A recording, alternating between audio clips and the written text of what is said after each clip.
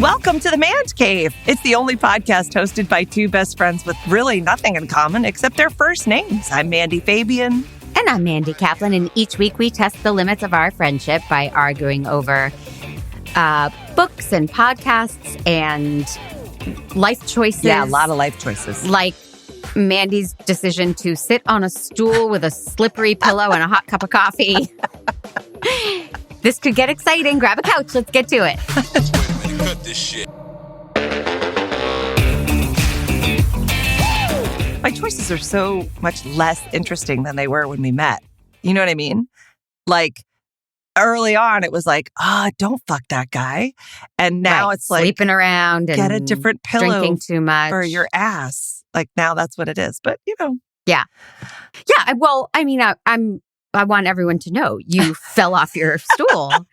And then you described the situation, and it sounds extremely precarious. It's like a perfect storm. So I don't know why you would make those choices. Look at how comfortable I am on a chair. I know. With arms. You know. And I know, but no slipping. I don't know if the Fandys or anybody knows that I do my voiceover in a standing coffin. Like I have this tiny little box that I fit in. I think it's good for my abs to have to sit up straight on the stool.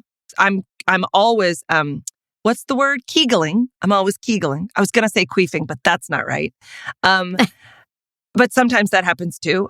Let's be real. I think being authentic is best.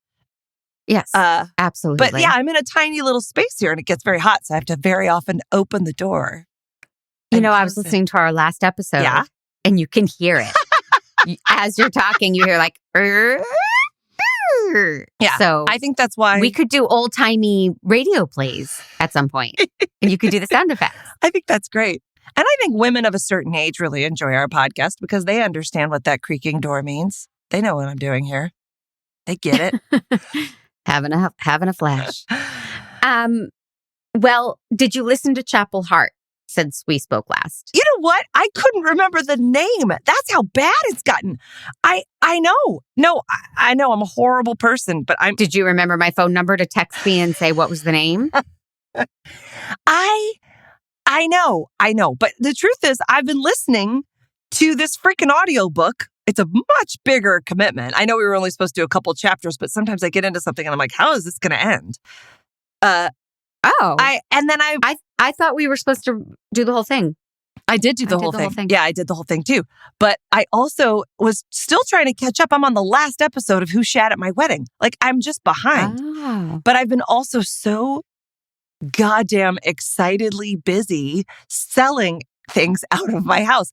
I cleaned out my voiceover booth and I found like a preamp that I haven't used in years. I was like, who's going to want this?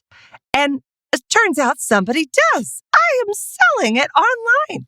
It's amazing. That's great. I'm selling clothes. I went clothes shopping. That's an unheard of thing for me, you know. Right. I do know. I wear like exercise tops to miscast. I mean, it's like we're in deep trouble over here. But I think I was going to say you wear concert shirts and you're wearing one. Yeah, I do. So, yeah. It says Guster is for lovers, you guys, because Guster's the best band ever on the planet. Beat the Beatles even. That's what I would say. So you want to come at me about that, do it. I don't care for the Beatles or Guster. I know. So I'm fine with the statement. Yeah. Okay, so They're no Chapel Heart. I'm so sorry, Chapel Heart. I will. I by next week, I will. That was just a huge podcast foul and life foul and friend foul.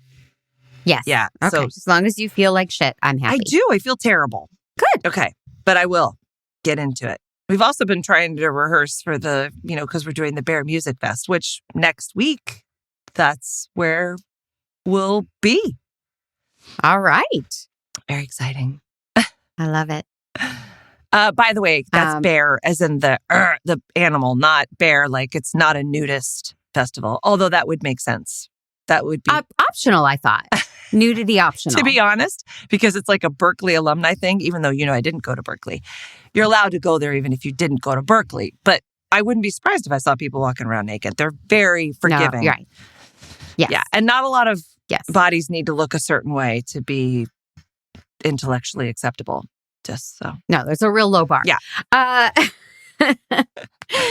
Do you want to talk about the book we listened to? Yes. Or No, yes. Absolutely. Happy Labor Day. It won't be Labor Day when we do this, but I do. So we listened to a book. This is a guy, it's called Now Is Not the Time to Panic. And wait, somebody's sawing sorry outside about your that. booth. I'll close that booth. Yeah. Sorry. I wonder if my Roomba got outside. It sounded a little bit like my Roomba. Who I love, Gary. Love Gary R., my Roomba.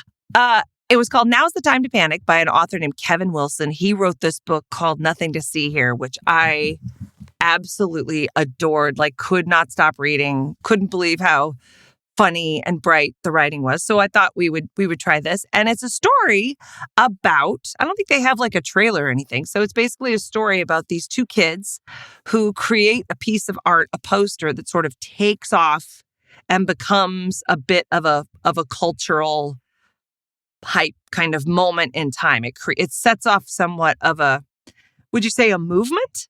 They put these posters up in their tiny town and no one knows what the posters mean or who's making the posters. So people try to claim I made them and other people. There's just a huge fallout from these posters. Yeah. And that's the book. That is the book. Yeah. It's short and sweet. Yeah. I don't know. I'll go first since I picked it. I did not enjoy this book. Okay. I thought it was okay, but I found myself listening and going, oh my God, enough with the poster and the phrase. And like, I really like this writer.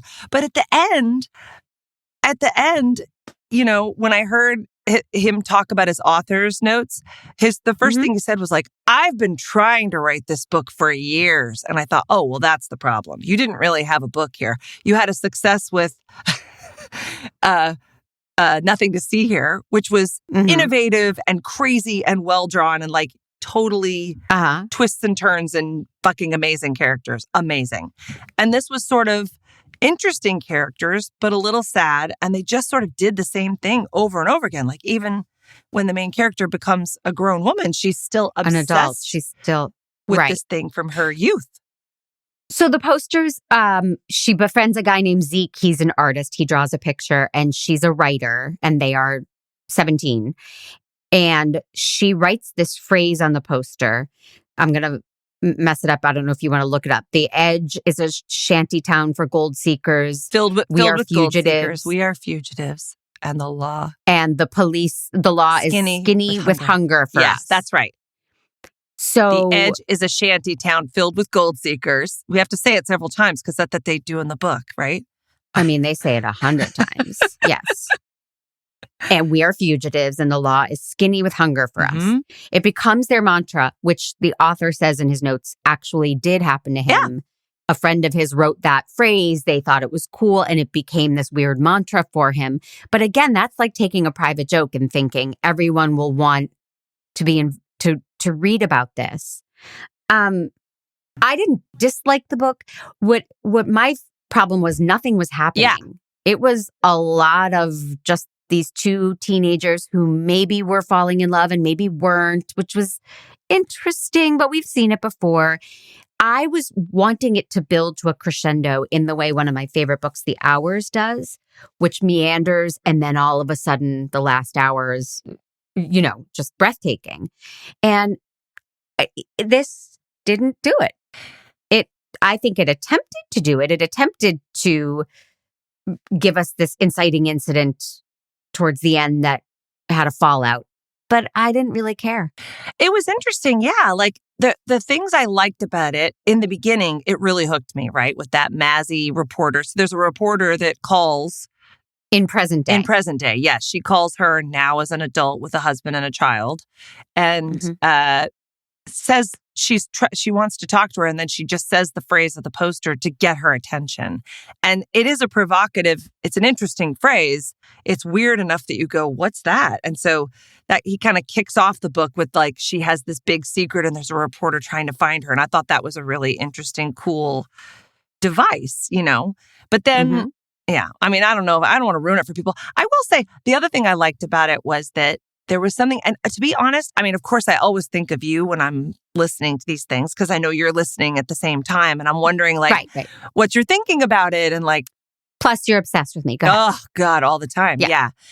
When I was following you on your walk that day, I could tell you were listening to it and I was trying to guess which spots you were laughing at. But no, because you talk often about, is it Matt? Was Matt like your first love? Was he like your first teenage love boyfriend official? Yeah. Matt Boren. Yeah. Shout it out to Matt. But like, so I was kind of thinking of like you and Matt Boren, like the teenage sort of, I don't know if I want to be kissed yet. I don't know how I feel about my body, but them sort of falling in love over this poster and doing like, they put their blood on the poster and they kind of kiss, but it's a really, they used to just kiss by just holding their mouths together for long periods of time until their mouths hurt, but they didn't really do anything else. And that kind of like summertime, sort of romance. Yeah, but anxious romance because it's all new and you're not really sure if you should be doing more or, I did enjoy that a lot. Like I really, and I thought it was really cool when the posters got hijacked by someone. And that's when I thought, oh shit. It, because as a reader, it never occurred to me that somebody was going to take this and then make something evil out of it or blame it for crimes that were happening and stuff like that. Well, I was listening to our episode that members have heard who shat at the floor at my wedding. And I had that deep observation last week, and I'd like to expand upon that because please. Maybe I'm getting deeper as I get older. That's amazing. But the idea of you can make anybody believe anything, and you can, by spin, you can influence people. And so these posters go up. No one knows who does it. It becomes satanic panic. Yeah. The cops say it must, or kids are doing drugs, and to get out of getting in trouble, they claim that the people who made the posters kidnapped them and made them do drugs or something. And it all becomes a statement about this satanic panic that was very real at that time in the early 90s. Right. Shout out to West Memphis 3. I'm obsessed with that case. So Are they listeners? I get, well, they're free, so they might be able to. I thought he was going to make a bigger statement about society and what happens in a small town when rumors get out of control. And it didn't satisfy. I think he touched upon those things and kids get hurt, but it wasn't like, it didn't go far enough to make it feel the stakes were never high enough for me.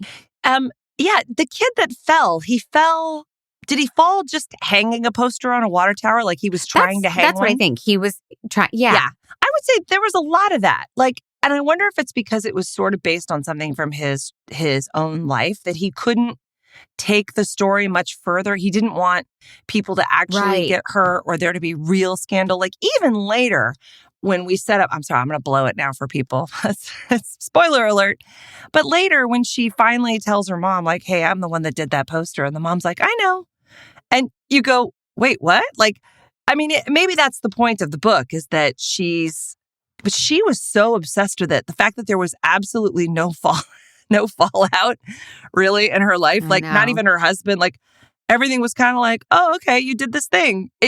That's what you're talking about, right? It's like it didn't really, it was kind of an interesting thing. Like she was, famous for a second and she was really obsessed with this poster, but there wasn't a lot of, it just kind of was a blip of trivia on the morning news for a little while and then it stopped. And it's kind of cool that a piece of art did that, but it didn't actually have any real world ramifications. Right. She's not Banksy. And if she and Zeke that summer had robbed a bank and gotten away with it, that's more interesting. Yeah. Or if they, got into a car accident and accidentally killed somebody, or gosh forbid, if they were protecting that type of high stakes secret, this would have been more interesting. But really, they drew a picture, they made out, and that was it. And we were supposed to, care and follow their story. And I think but he's a good writer, so that's probably why. Like, I feel the same way. I'm like, I didn't hate it. I didn't hate it. It was interesting. Short story, maybe 1,000% agreed. It would have been a really interesting short story. And I also think that I blame you, as I like to do. Yeah, sure. Because you told me many times how hilarious he is and how he's such a funny writer, and that this is not a funny book. I know. There's no comedy to be I found. know. And so my expectation was, I'm going to laugh out loud, or I know. I'm going to get, really funny stuff here. Ain't no funny in this book. I'm so sorry.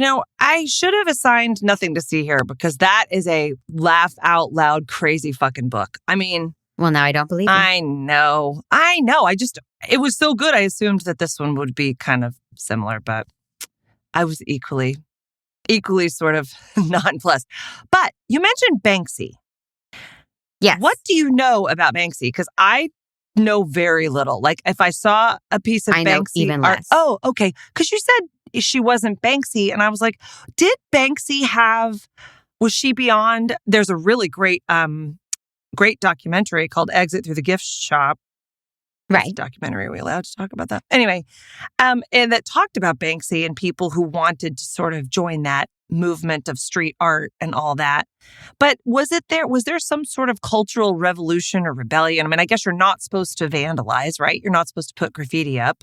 But did Banksy do that? What was the rebellious part of that? Just being secret? Well, not knowing Banksy's identity. Yeah. No one knows it. Yeah. Okay, I think, oh my gosh, I'm so sorry. Oh boy. Excuse me, sorry. I have friends in the booth today. That's interesting. If you were going to have your Banksy kind of identity as an artist, I think it'd be really fun to go by a pseudonym for a month and just see what kind of shit you'd write or do or say if you were never going to be held accountable, right? So What would be, do you have like a idea of what your word or your name would be if you were going to have like a no counterculture, right? Maybe. No, I mean, I'm not interested in counterculture, but I have definitely, as a writer, you and I are both writers of screenplays and TV shows and such. Yeah. And I'm often really hamstrung by, I don't want to offend anybody. Even though that joke is hilarious, I can't have people thinking I wrote a joke that could offend or be, you let me write those jokes. You're even safer than I am. You often rein me in. So I would let that side of myself out and just go for it, no matter how X-rated or politically incorrect my joke is. They would see the light of day because I would be, I don't know, like Mandy Fabian. I was going to say, we both go by just Mandy. So that's actually one way to be able to point the finger at someone else. That's pretty great. But it would be fun to release the Kraken there. What would you do if you had a pseudonym? Well, I did coin a phrase recently. I don't know what I'm going to do with it, but I think I'm a bit of a fun junkie, which makes me a funky. And I don't know, like funky. I don't know, like I want like maybe like Swifty. Like I wonder if like funky could be Funky Cole Mandina. Oh God, you're good. Yeah, that would be a good one. It's 3 words. It's a lot to type, but yeah, I get paid by the word. That's why. I get it. But I don't know, like Jigsaw. No, that sounds violent. I don't know. I'll work on it. Please. I've been doing Wordle, so. But what would you do as this alter ego? I'm less interested in the name. I'm more interested in. Well, here's the problem. I mean, I think, I don't think I'm very good at the counterculture stuff. Like, I think I write stuff that I think is like really rebellious. And then when I really look at it, there is a little bit of that. Like, I think about 4 or 5 other people wrote that way before you did, and they did it like 10 years ago. I think I'm a late adopter of progressive views. So that's why I just stick to the fun. I don't know. During the pandemic, I stopped writing. I didn't really write scripts as much. And I wrote just for fun. Like I wrote short stories and I wrote essays, and I had a really good time doing that. So like, sometimes just writing something different. But I don't know if it was particularly rebellious. But writing just for you is kind of great. Mm-hmm. But I'm not. I just don't think I'm that edgy. I crave validation too much. So I can't, I don't write my morning pages like the artist's way. I don't keep a journal because when I do, I'm always thinking somebody's got to read this. Right. This is funny shit. So, Oh my God.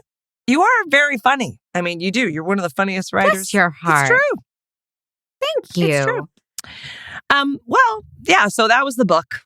I don't think we have a whole lot more to say about it, right? No. Okay. Well, do you want to give it man jobs? 2.5, if that. Yeah. Sorry. I'd give it 3. It's kind of interesting, but I don't think it totally delivers. I'm sorry, Kevin. It is narrated by Jennifer Goodwin if you do it on Audible, and she is so wonderful. Oh, I didn't know that was her. Yeah. Wait a second. She's fantastic. Are there different narrators for Audible versus like something else? Not in general. Oh. So if a book sticks around long enough, they might say, oh, we're going to have a different person narrate it now. But interesting. In general, it's one narrator for a book like this. Got it. Yeah. Because I think it's a fairly she was great. New book. All right. Well, okay. So, that was the experience, but thank you for taking the ride. And we did finish it. So that says something, at least, Yeah, it was nice and quick. Yeah, it was quick. Breezy. Yes. Yep. But let's do a little business and then I have a game for you. So everyone, listen up because this is very important to us. The Mandcave is a production of True Story FM, music by Ian Post and engineering by the brilliant and talented Pete Wright. And if you are listening to us on Apple Podcasts, please do go there and give us some stars and a review. We love hearing from you. And it helps spread the word because, we live in a society of followers and no one wants to do anything unless someone else does it first. You can be a trendsetter. You can make change. So write that review. This is very exciting. Yeah. As you're talking, that giant boulder from Indiana Jones has apparently been unleashed right outside your studio and is rolling towards you. Oh, you want me to hustle it up? Is that what you're saying? No, the noise. Is that your garage door opening? The noise. Oh. Okay. I'm sorry, I didn't even hear it. I very rarely ever hear anything when I'm talking. Well, so there's your urgency, okay? So please do that for us. And while you're feeling supportive, we want to build our Fandy community. So please go to mandcave.com/Fandy, Fandy, $5. And you join, you get some secret content at the beginning of every episode. You get your episodes a week in advance, which is a lot of fun. You'll get a birthday message. You have more access to us. Please, please become a Fandy. And then you can join us on Discord, which is mandcave.com/Discord. It's a fun way to reach out and talk to us. And then, of course, we have our merch, which is mandcave.com/merch. And there's great stuff. We're heading into the winter months, so I'm going to need all new sweatshirts and cozy clothes and travel mugs and all of that fun stuff with so many different fun phrases and pictures. And Pete does a great job with those graphics. So please support the Mandcave any way you can. Yes. Don't have FOMO, guys. You don't want to miss out. Is FOMO similar to FUPA or am I? No, I think they're different. They're definitely different. It would really be FOMOM because it'd be fear of missing out Mandys. Missing out on Mandys. FOMOM. Anyway, we'll discuss that later. All right. Okay. I have a game. So this was a podcast. This was a book that was all about lying. And so I decided we're going to play 2 Truths and a Lie. I love it. I love this game. Oh, good. But I did a little spin on it because there was a lot more lying than truth telling in this book. So we're going to do 2 lies and a truth. Thank God. You're right. Your truths aren't that interesting. No. I've heard them all. Lies are way more fun. So that's what we're going to do. So are you ready? I am ready. Okay. Here are your 2 lies and a truth. The Edge is the name of the U2 drummer. The Edge is an actual name of a shantytown. The Edge is a suspense thriller starring Barbara Stanwyck and Idi Amin. Idi Amin, the brutal dictator? Yes. Well, I know the Edge is in you too. I don't know if he's the drummer, but I know the Edge is in you too. So I know that's the truth. All right. Okay, great. You got it. Yeah. Yeah. And I think it was... Did you mean Idi Amin or did you mean someone else? No, I mean Idi Amin. Didn't he have a sister? It's spelled E-D-I-E. Doesn't that sound like a 1940s kind of star? Okay. All right. Okay. Here we go. 2 lies and a truth. Mm-hmm. My mother named me after a hooker. My mother used to put burning bags of poop on people's porches. My mother only recently stopped putting poop on people's porches.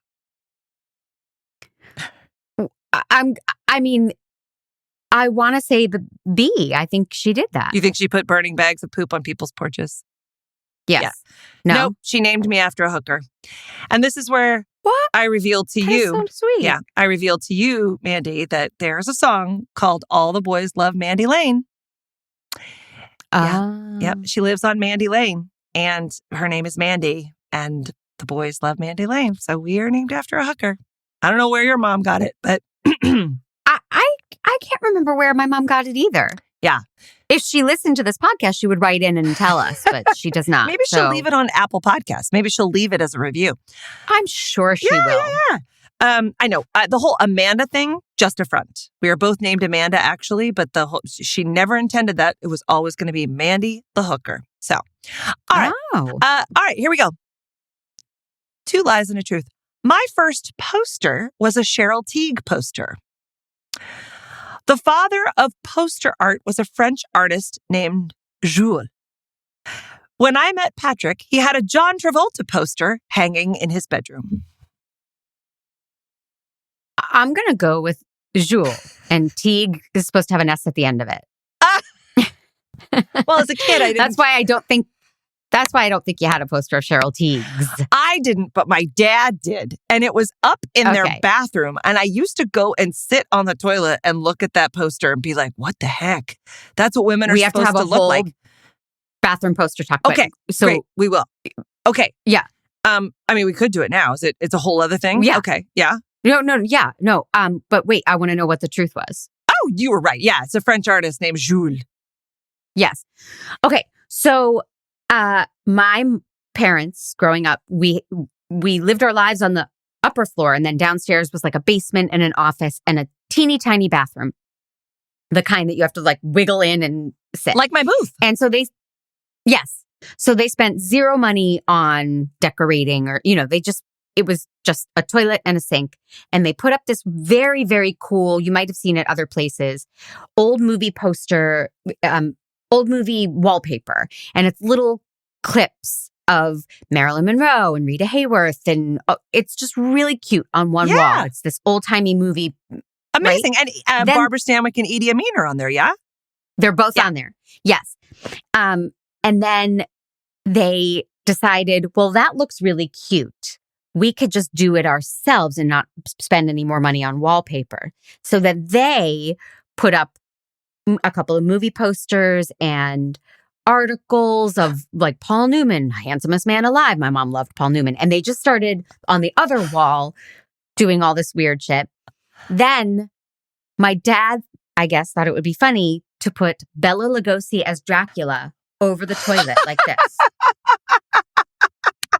I'm doing the vampire pose like he's ready to suck my blood.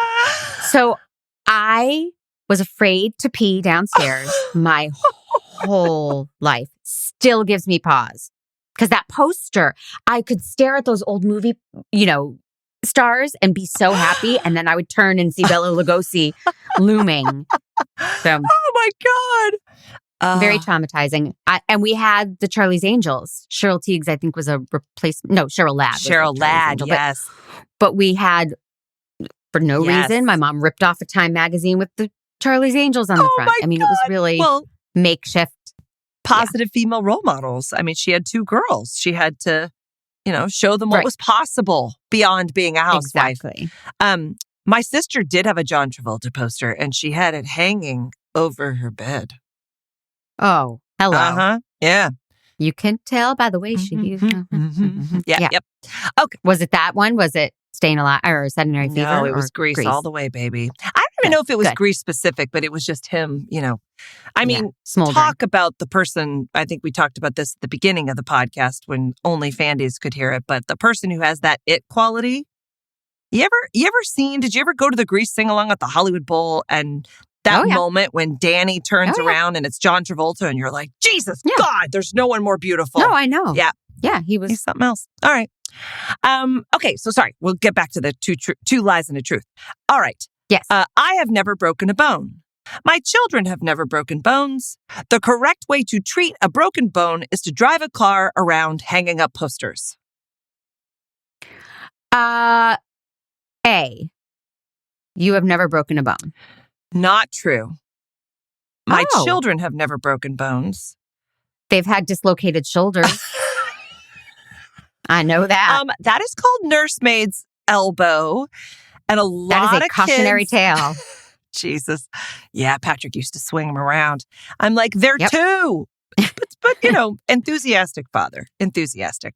That's the kind you want. Not the one that emails you weird shit later in life. You want the one that nearly breaks your arm. Okay. Next.